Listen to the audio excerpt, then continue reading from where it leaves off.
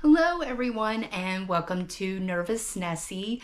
This is video number 4 in the road trip series where we talk about stories of things that have happened on road trips, how to prevent them, and how to get out of them.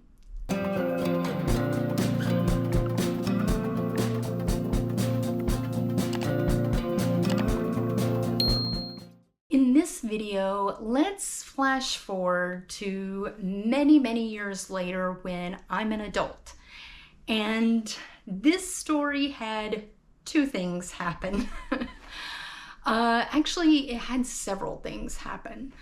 The reason why several things happened was because it was a cross-country trip.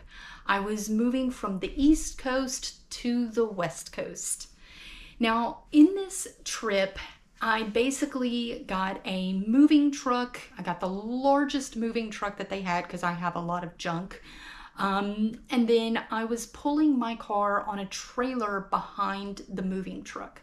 The overall length of the moving truck and the trailer was the length of an 18-wheeler or a semi. It was huge.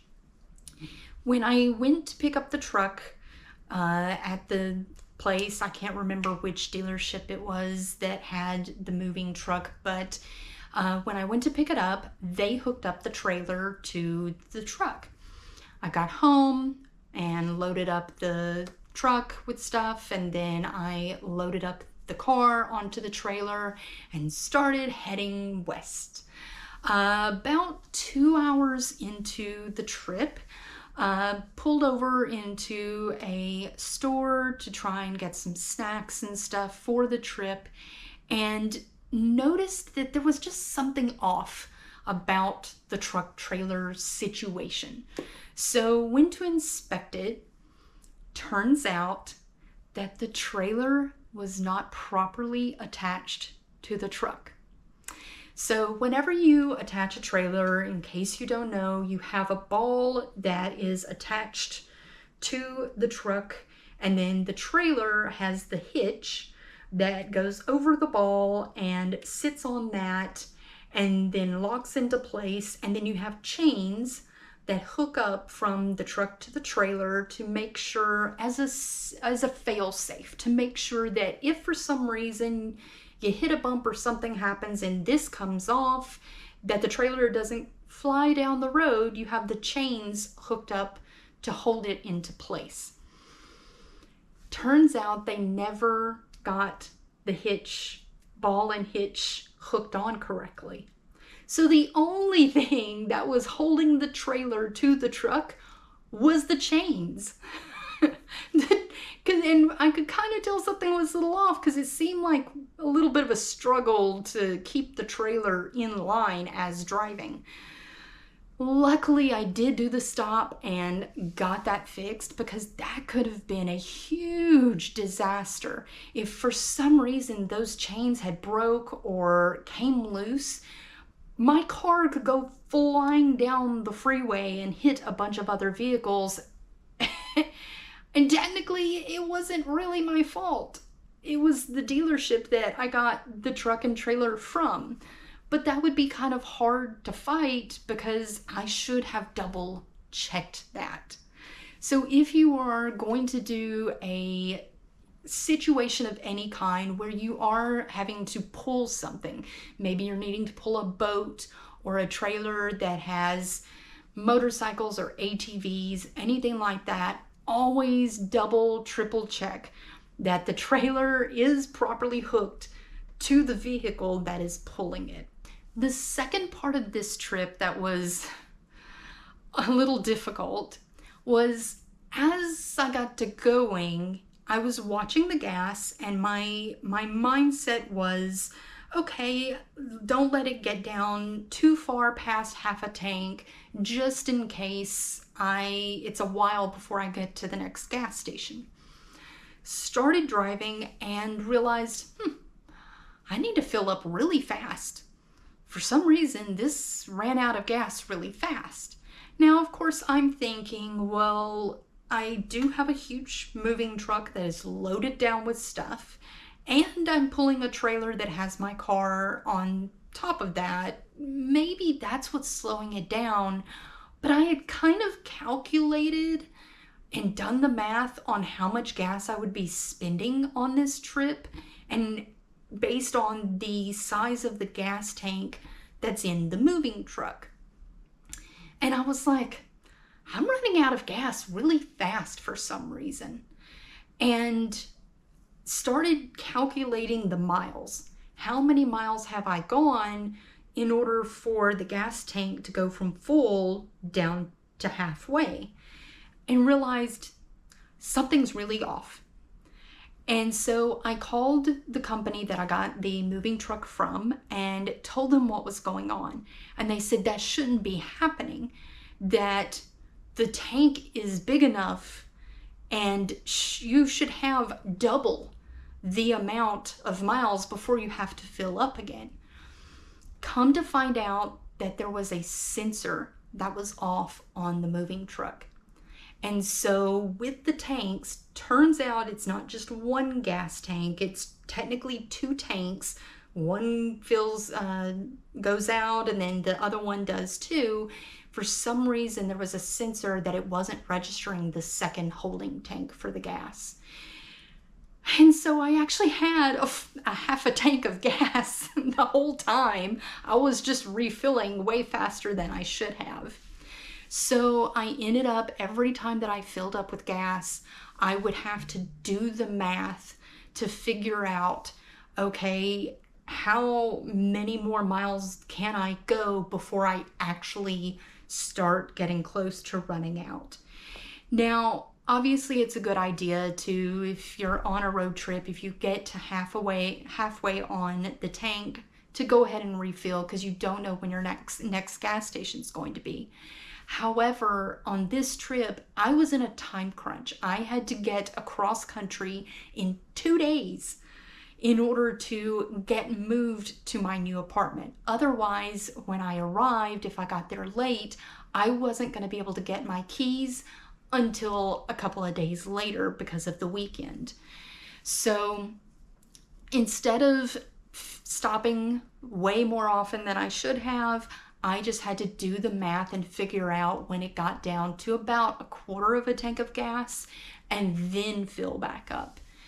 And luckily I did make it, but it was a bit of a headache having to be on the phone while driving across country in places I'm unfamiliar with, pulling all of this stuff behind me.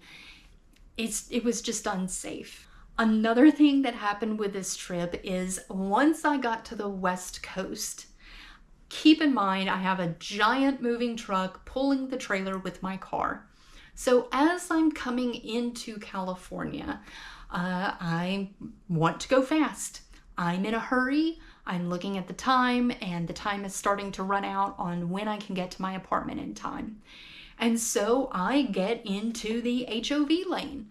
I get into the fast lane, and I do have somebody in the car with me, so it's perfectly legal. However, I didn't realize that you can't have a moving truck pulling a trailer in the HOV lane, in the fast lane. Those are actually reserved for the other lanes. Even though I was going with the speed of traffic, if not a little bit faster than the speed of traffic, you still have to be over in the other lanes because you are pulling a trailer.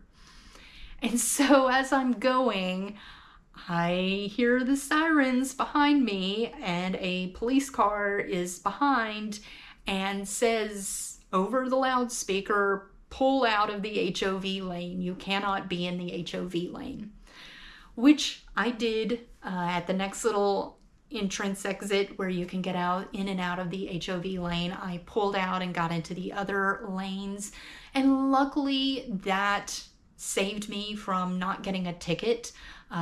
He was nice enough to just announce it overhead. I think he saw that I was moving. The license plate on my car was not California, and basically thought, okay, they don't know the rules here. And so it was really nice of them, instead of actually pulling us over and giving us a ticket, to just announce, get out of the way. But yes, if you are moving to a new state, make sure you look into the laws of the road and familiarize yourself with them, because you could be driving illegally and not realize it.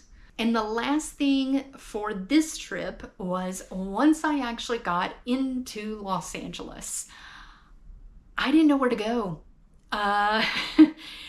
Turns out a lot of the roads in Los Angeles, if it has a street address, that street can run from one end of Los Angeles all the way to the other end.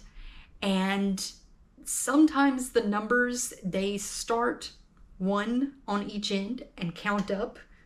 and so I wasn't sure about the address. I'm driving in circles trying to find my apartment complex, and that is really hard to do. When you have a huge moving truck and you have a trailer pulled on the back of it and you're in a big city, it is really, really hard to turn around and maneuver throughout the city.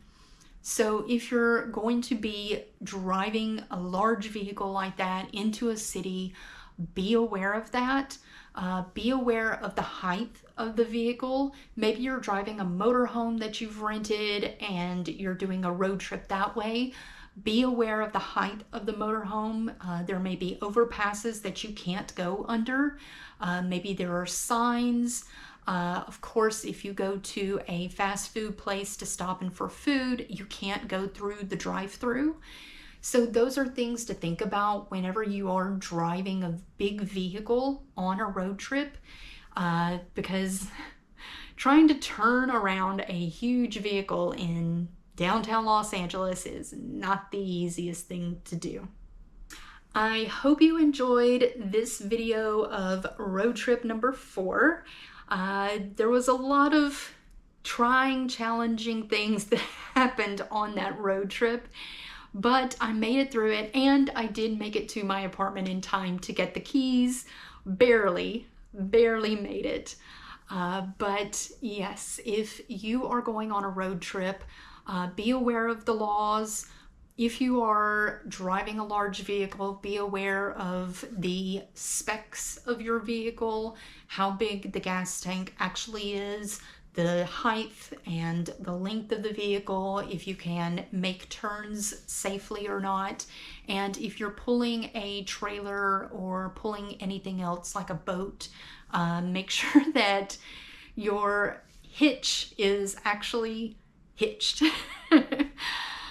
But I hope you enjoyed the video, and if you've had any of these things happen to you on a road trip, I'd love to hear it. Leave a comment below, and I look forward to seeing everyone in the next video where we talk about road trip number 5. But until then, bye!